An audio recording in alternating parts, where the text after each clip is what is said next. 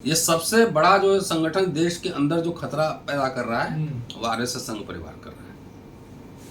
सब जगह बांट रहा है। अब जाट को गुजर से लड़ा देगा, यादव को किसी और से लड़ा देगा। सबसे ज्यादा इनकाउंटर हुआ है ब्राह्मणों का भी हुआ है यूपी में। हाँ, यूपी में हुआ। फिर बाबा साहब का नाम लोगे, हाथी नहीं गणेश है, ब्रह्मा विष्णु महेश है। यही है, यही बाबा साहब। बाबा साहब काहे बाबा साहब के बाद जितने नेता लोग हैं क्यों नहीं बदला, बुद्धिस्ट बना? कहाँ क्यों आंदोलन कोई चलाया? कोई एक पर्चा लिखा? वो गुजरात का आईपीएस ऑफिसर है संजीव भट्ट, जेल में है कि नहीं है? जेल में। भीमा कोरेगांव में जितने लोग जेल में गए सारे दलित थोड़ी, ब्राह्मण भी है उसमें। तो आरएसएस चाहता है कि हमारा मनुस्मृति लागू हो, एक धर्म, एक जाति, एक देश, एक नेता। आई चलवे ना, खेला हो गई। हमारे यहाँ बड़े पुलिस अधिकारी वो रामचंद्र खान, वो ब्राह्मण थे। आपके वेस्टर्न यूपी में जाके उठा के देखिए, बहुत सारे त्यागी खान, हाँ मेरठ में तमाम लिखते हैं। हाँ। तो वो सारे अपर कास्ट के लोगों ने, ब्राह्मणों ने धर्मांतरण उस समय भी किया। नंबर 3, क्रिश्चियनिटी आया। तो क्रिश्चियनिटी में सबसे पहले किसने धर्मांतरण किया? दलितों ने नहीं, दलितों ने शुरू में कर लिया होता था, देश में उबाल ही आ जाता। सबसे पहले ब्राह्मणों ने क्रिश्चियनिटी को अपनाया। मतलब ब्राह्मण भी बने हैं क्रिश्चियन? और क्या? मैं आज बोलूं कि मैं नास्तिक हूं, मैं बुद्धिस्ट हूं, मुझे कौन रोक लेगा? मैं नहीं मानता धर्म को, किसी को कोई रोक सकता है मुझे? सम्राट अशोक पर चर्चा क्यों नहीं होती? आरएसएस में देखो सम्राट अशोक को पूजा करते हुए, उसका जयंती मनाते हुए। नहीं, चंद्रगुप्त मौर्य को मान लेंगे, अशोक को नहीं मानेंगे। तो हर्षवर्धन को ही मनाते हैं कभी? कोई किताब है उसमें चर्चा भी होती है? नहीं होती कुछ। क्यों? वो तो यही कहते ना, वो जाट थे, अब बुद्धिस्ट थे, उन्होंने बौद्ध संगति करवाई थी। संविधान को कौन नहीं मानता इस देश में? आरएसएस। हाँ भाई, इवन लेफ्ट, समाजवादी, कांग्रेस, तमाम ऐसी पार्टियां हैं, किसी ने नहीं कहा कि हम संविधान बदलेंगे, संविधान खत्म करेंगे। कौन लोग कह रहे हैं कि संविधान बदलेंगे?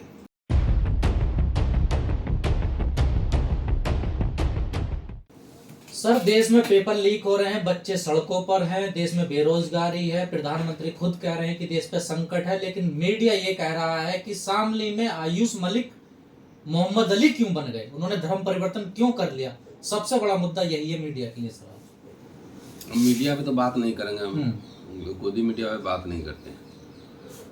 क्योंकि वो क्या चल रहा है नहीं, सब पैसा मिलता है ना, पैसे के हिसाब से खबर चलाते हैं।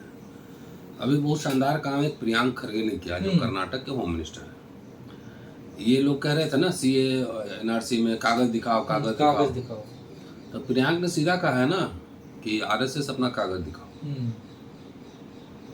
कह रहे नहीं, बॉडी ऑफ इंडिविजुअल्स है। तो बॉडी ऑफ इंडिविजुअल्स है तो आपको जो मर्जी है करने का अधिकार हो गया क्या? झंडे वाला ने में 150 करोड़, तो आप कह रहे हैं खाली 150 करोड़ पे भवन खड़ा हुआ है।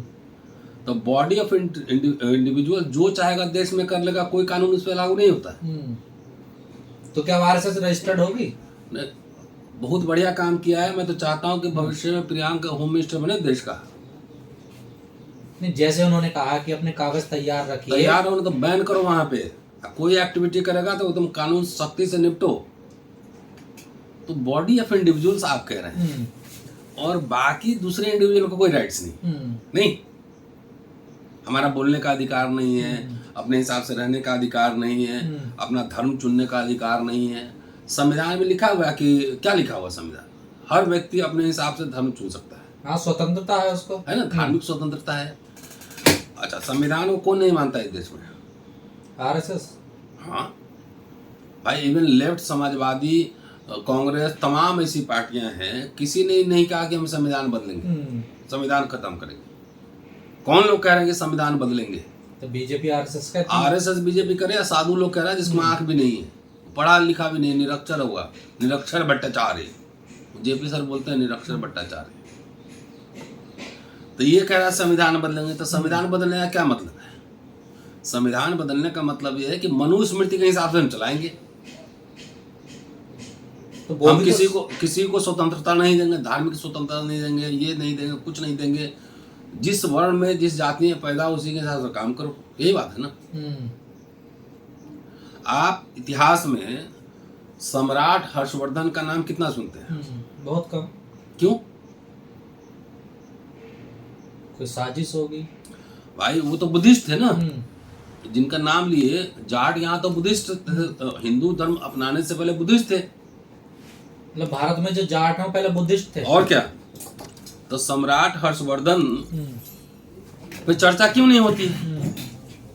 सम्राट अशोक पर चर्चा क्यों नहीं होती? आरएसएस में देखो सम्राट अशोक को पूजा करते हुए, उसका जयंती मनाते हुए। नहीं, चंद्रगुप्त मौर्य को मान लेंगे, अशोक को नहीं मानेंगे। तो हर्षवर्धन को ही मनाते हैं कभी? कोई किताब है उसमें चर्चा भी होती है? नहीं होती कुछ। क्यों? वो तो यही कहते ना, वो जाट थे, अब बुद्धिस्ट थे, उन्होंने बौद्ध संगति करवाई थी। पर अब तो जाट हिंदू है ना, देखिए सर। भाई ऐसा है ना, घर वापसी का क्या मतलब है? सबको घर वापसी करना है। तो जाट अगर कह रहे हैं कि हम इस्लाम में जा रहे हैं, तो मान रहे हैं ना कि मैं आपके परंपरा में नहीं हूँ, कि वो अपना घर वापसी कर रहा है। जिस धर्म में आप ऊंच नीच माने, कि आप छोटे हो बड़े हो, जाट तो पहलवान लड़कियां भी थी, वो भी तो हिंदू थी। जंतर मंतर पे आपने देखा नहीं था? वो हिंदू नहीं है। पर यहाँ साजिश बताई जा रही है सर, कि लड़की ने साजिश करी है प्रॉपर्टी के चक्कर से, और इसको बहकाया, इसका ब्रेन वॉश किया और अपनी तरफ किया इसको। अच्छा, वो लड़की बोली है कि हम साजिश किए हैं, लड़का बोला है साजिश नहीं, किए। लड़का मना कर रहा है बिल्कुल। फिर मीडिया अपना साजिश बता रहा है। मीडिया खुद ही साजिश का शिकार है, पैसा लेने का साजिश करता है, दलाली करता है, चाटुकारिता करता है। लड़का ने कहा है, उसके परिवार के लोगों ने कहा है। नहीं, परिवार कह रहा है, लड़का मना कर रहा है, मैं अपनी मर्जी से गया हूँ, मैं स्वतंत्र है, मैं संविधान के अनुसार गया हूँ, एकदम मुझे आजादी है धर्म परिवर्तन करने है की। ना। तो भाई मेरी किताब कहाँ है धर्मांतरण, पढ़ा दो सबको, जितना संगी लोग हैं। हाँ, आपने तो किताब लिखी है धर्मांतरण पे। कि जिसको जो, मैं आज बोलूं कि मैं नास्तिक हूँ, मैं बुद्धिस्ट हूँ, मुझे कौन रोक लेगा? मैं नहीं मानता धर्म को, किसी को कोई रोक सकता है मुझे? लेकिन सर साजिश के तहत करवाना या बहका के करवाना, वो तो गलत है ना। मोदी मीडिया की तरह बात मत कीजिए। ये मीडिया कह रहा है ना साजिश है। अच्छा, 25-30 साल का लड़का हो गया, उसको सब साजिश हो जाता है। 30 साल का हो गया। फिर उस लड़के ने कहा है कि मैं साजिश का शिकार हूं, मीडिया बना रहा है। वो तो कह रहे हैं मुझे प्रॉपर्टी भी नहीं चाहिए अपनी। तब लड़की भी मांगी है प्रॉपर्टी? नहीं, लड़की ने मना कर दिया। तो फिर दो इंडिविजुअल को अपने इच्छा अनुसार, ये मैंने कहा, बाबा साहब किताब में लिखा हुआ है, अपने हिसाब से उसको धर्म चुनने का भी अधिकार है, जाति में रहने का मना कर वो भी अधिकार है।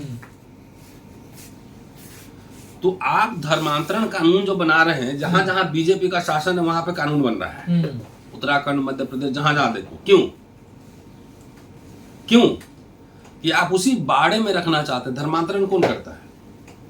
जिनका शोषण होता है। सबसे पहले ब्राह्मण लोग किया धर्मांतरण। अच्छा, पहले ब्राह्मणों ने धर्म परिवर्तन किया? हाँ। ये तो सर नई बात बता रहे लोग। नई बात नहीं है, पुरानी बातें खाली याद करवा रहा हूँ। बुद्ध के जो शिष्य थे वो कौन थे? पहला जो शिष्य बने वो कौन थे? ब्राह्मण। 75% के संघ में ब्राह्मण थे। तो ब्राह्मणों ने ब्राह्मण धर्म छोड़ के बुद्धिज्म अपनाया। ठीक है जी। अब आ जाओ मध्यकाल में, नाम उठा के देखो, हिंदू लोग भी खान लिखते हैं ना, और मुसलमान चौधरी मलिक लिखते हैं। एक मैं आ रहा हूँ उसी पे। हमारे यहाँ बड़े पुलिस अधिकारी वो रामचंद्र खान, वो ब्राह्मण थे। आपके वेस्टर्न यूपी में जाके उठा के देखिए, बहुत सारे त्यागी खान, हाँ, मेरठ में तमाम लिखते हैं। तो सारे अपर कास्ट के लोगों ने, ब्राह्मणों ने धर्मांतरण उस समय भी किया। नंबर 3, क्रिश्चियनिटी आया।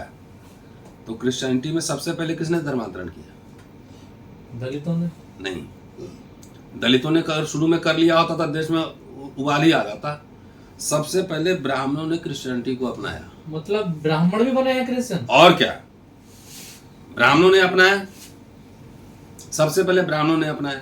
तो बाबा साहब लिखते हैं धर्मांतरण किताब में लिखा हुआ है कि ईसाई मिशनरियों ने जितना समय और पैसा ब्राह्मणों को धर्म परिवर्तन करने में लगाया, उतना दलित पिछड़ों पे लगा दिया रहता तो देश का बदल गया रहता।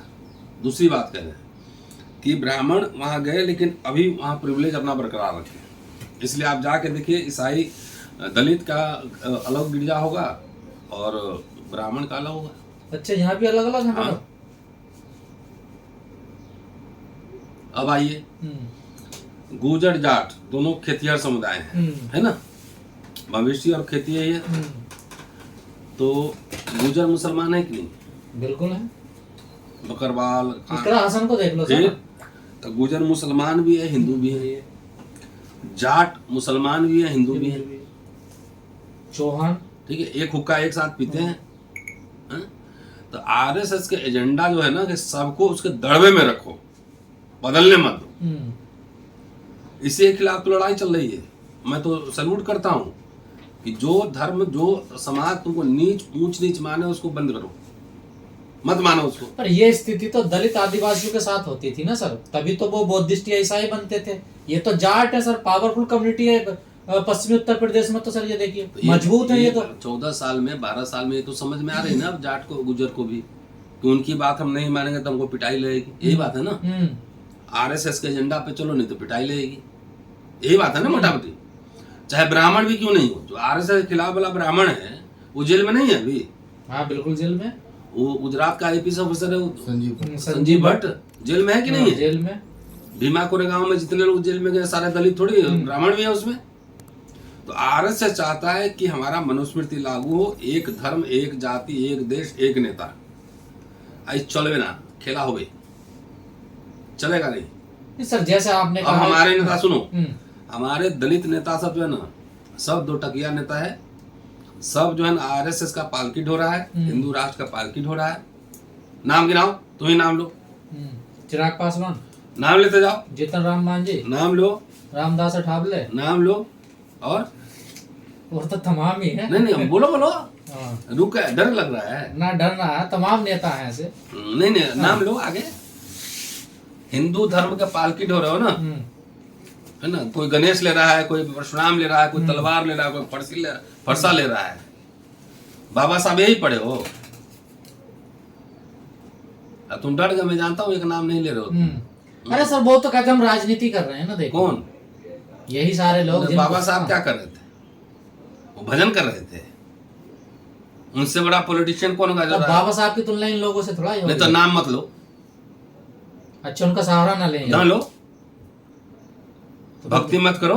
तो दुकान कैसे चलेगी उनके बगैर? तो दुकान ही नहीं चल रही। बाबा साहब का नाम लोगे, हाथी नहीं गणेश है, ब्रह्मा विष्णु महेश है, यही है, यही बाबा साहब। बाबा साहब काहे बाबा साहब के बाद जितने नेता लोग हैं, क्यों नहीं बदला, बुद्धिस्ट बना?